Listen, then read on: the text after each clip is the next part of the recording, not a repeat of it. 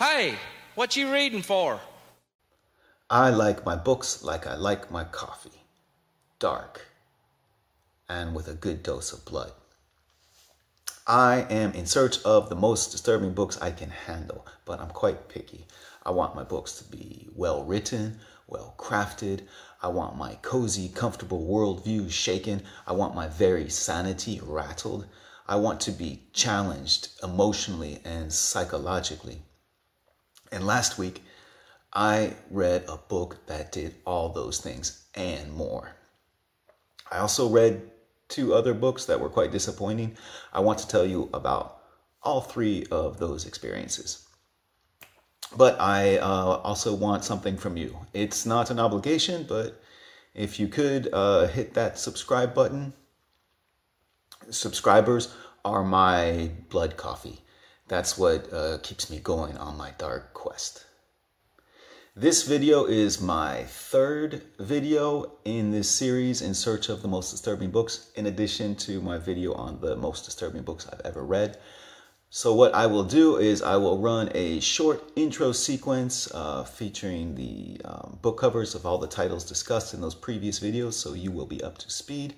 I will run that short intro sequence and I'll see you on the other side to talk about my continued search for the most disturbing books.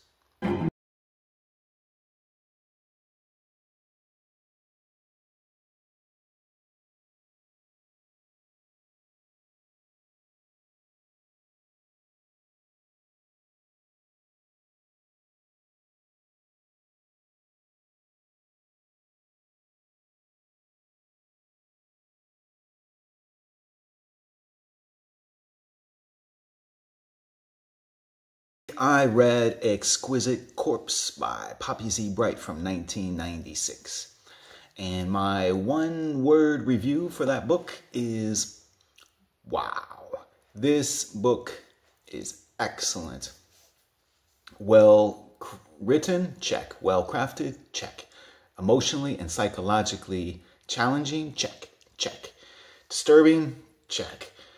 This book was everything I wanted it to be. We have this character. He kills young boys or young men. And after he kills them, he enjoys spending time with their corpse. He is a necrophiliac. And as he puts it, he leans into the philia part of the term. He loves these dead bodies, right? We have another character. He kills boys or young men. And after he kills them, he also enjoys spending time with their corpse, but in a different way. He enjoys tearing the flesh, splitting open the bodies, and exploring the innards, getting his hands dirty, and his tongue, and other parts of his anatomy. He eats these young men that he kills. He wants them inside of him. He wants to savor them. And these 2 characters, one is from England, the other is from the United States, and they will meet. And that anticipation creates good tension and suspense. It's very effective, very well done. Most of the story takes place in New Orleans, and I think the author makes good use of that location. He does a good job placing the reader there. It feels very real. It feels lived in. Most of the characters in this book are HIV positive. And this virus, it creates an interesting and morbid backdrop to the whole story. These men who are infected, they, well, on the one hand, they're like the Walking Dead. As they put it, they have poison in their blood, and they try to convince themselves that they have come to terms with it, even though they haven't. And they try to embrace their impending death. At times, they are angry at the injustice of it and how society shuns them and fears them. They fantasize about infecting other people with the virus, even infecting their loved ones. At the same time, they are the Walking Dead, and they are also walking weapons, walking agents of death. But they are human beings, damaged or disturbed human beings often. It's all quite emotionally and psychologically challenging and very effective. The author, Poppy Z. Brite, he makes many daring choices in this book.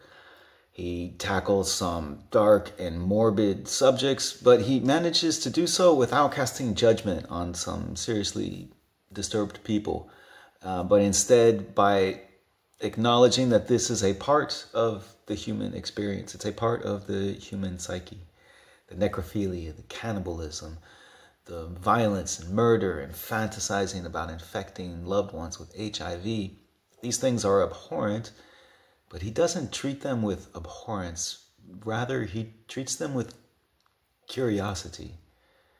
A curiosity and a willingness to explore the dark side of the human psyche and all its aberrations, its emotional and even societal ramifications. It's very well done. The story is told from various points of view. Most of the story is told from the points of view of the two serial killers, but we also get a scene in particular that is told from the point of view of one of their victims while he is being tortured, while his body is being split open, and the man whom he thinks is his lover is exploring his innards. And that scene was tough. The writing is excellent throughout the book. There are several scenes of man-on-man erotica. Those scenes are done very well. There's blood and gore and violence, both corporal and sexual. But the sexual violence, for all intents and purposes, is between consensual adults. Although there is a bit of a gray area there, which is another daring topic that the author explores. It is disturbing, yes, but it is also a book, I think, that has great literary merits as well. I would not classify Exquisite Corpse as a horror book. Yes, it is horrific, but it is not structured like a horror book. It doesn't flow like a horror book. I think, given the dark themes and the blood and gore and violence, with the right expectations, I think it could also appeal to or satisfy horror fans, but I wouldn't classify it as horror. More like dark literary fiction or graphic literary suspense. For me, it was a 5-star read, and I'm generally quite stingy with my stars, so I do mean that as high praise. If you are okay with blood and violence and dark themes and gore treated with intimacy, if you're okay and if you have the stomach for all of that, I would definitely highly recommend Exquisite Corpse. What I will not highly recommend is the next two books I'm going to talk about. Last month, I also read Devil's Spawn by Charles Birkin. This is a short story collection from the 1930s, emphasis on short. Stories are about 3 or 4 pages each. It is all very pedestrian. Tales of revenge, crazed killers, people confronted with karma. There are no supernatural elements, there's no blood, there's no surprise twist. It's all very straight and very bland. I guess in the 1930s, people were more easily entertained or more easily shocked, or I don't know. It was just straight, bland, pedestrian. I didn't manage to get anything out of it, to be honest with you. It was quite disappointing. Yet not as disappointing as Come Closer by Sara Gran from 2003. I was disappointed by this novella in particular because I read reviews of it and that said it was creepy and dark and disturbing and intriguing. It was none of those things for me. This novella is It's a novella about a woman who is literally possessed by a demon. The characters are not cardboard cutouts, because in a cardboard cutout, at least I know what that is made of. The characters, there are no defining characteristics for these characters. I think the protagonist has red hair and her husband is neat and organized. That is the extent of character development we get here. The novella starts on one note and it stays on that one note for 100 pages. And I mean, it's like reading a Wikipedia page on demon possession, except perhaps less informative, I guess. You ever read a book that is so disappointing that it makes you angry? I mean, I'm angry at the reviewers who told me that it was creepy and intriguing and compelling. Who are these people who left glowing reviews, and why did they lie to me? What did I ever do to them? This novella did nothing for me. I was baffled by its blandness. I am a bit conflicted because I am committed to being honest with you, the viewer, but at the same time, I want to be positive. I want to celebrate books and encourage people to read. So after I read Devil's Spawn and after reading Come Closer, I did not make a video about those experiences. Instead, I wanted to wait until I read something that I was excited about, that I could tell you about. And that opportunity came when I read Exquisite Corpse, which I thought was amazing. That was my first experience with Poppy Z. Brite. I will definitely be checking out more of his work. He wrote, or he has 5 novels out that are a part of a series.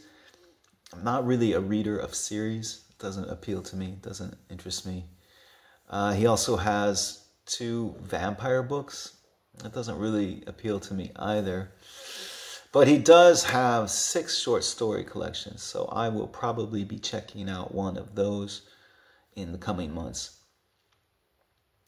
If you have any experience with this author, do you have a recommendation as to what my next Poppy Z Brite experience should be? Do you have a recommendation as to what my next disturbing book read should be too? I rely on viewer recommendations and I do appreciate them. I love hearing about your experiences. Please bear in mind for this disturbing books series, I am not interested in being shocked or grossed out. I want something with literary merit. I do not have the stomach for sexual assault or for torture, the torture of children. So books that have those elements are no-goes for me. But with that in mind, if you have a recommendation for my next disturbing book, or if there's a book that you've heard about and that you would like me to talk about, please tell me about it in the comment section below. I always enjoy hearing from you and reading your feedback. Do hit that like, hit the like button, and do hit the subscribe button if you haven't already. And thank you for